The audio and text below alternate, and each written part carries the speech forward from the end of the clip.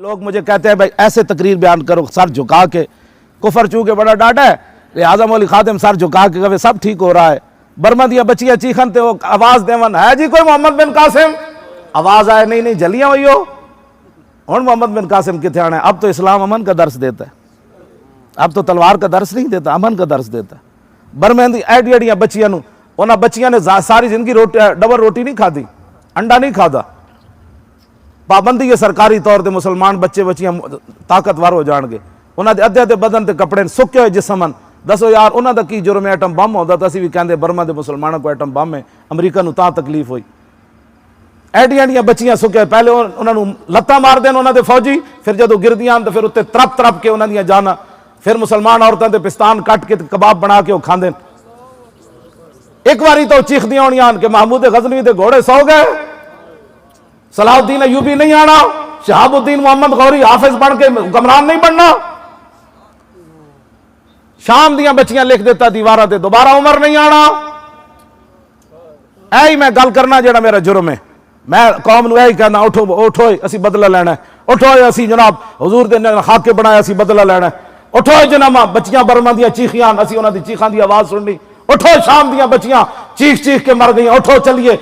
کہندے میں کراچی تقریر کی تھی، بلدیہ ٹاؤن جوان کھڑے ہو گئے جس طرح بچے کھڑے، انہوں نے کہا مولانا اور تو کچھ نہیں کر سکتے، لاہور و سمندر دور ہے، اجازت ہوئے تو سمندر میں چھال مار دے گی۔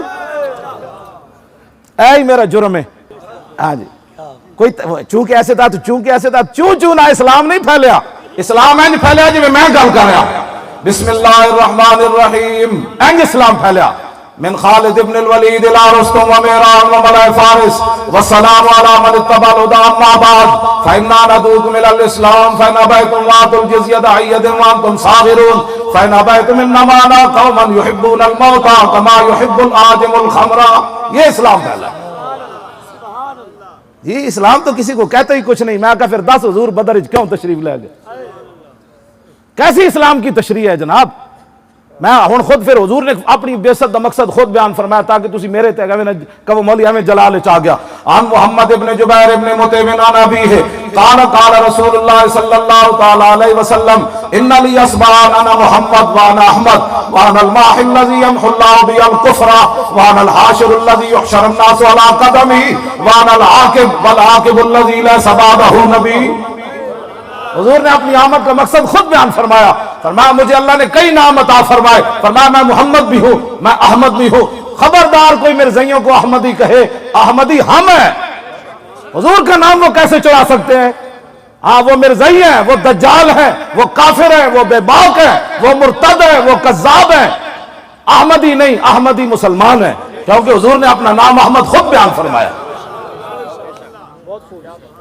ہاں جی ہمارے لوگوں کو اتنے سادے ہیں، روٹی ان کو پتا ہے کہاں سے اچھی ملتی ہے، چاول ان کو پتا ہے کہاں سے اچھے ملتے ہیں، سلائی کہاں سے اچھی ہوتی ہے، جوتے کہاں سے اچھے ملتے ہیں، ان کو صرف یہ پتہ نہیں ہے دین کہاں سے اچھا ملتا ہے۔ ہر بندے کو درزی کو کپڑے نہیں سوان گے، دین ہر بندے کو لے لین گے۔ او چھڑو جی مولوی صاحب وہ بھی انج کردا تے وہ بھی کپڑے سیندا تے وہ بھی سیندا، تو اس درزی کو کیوں سواندا؟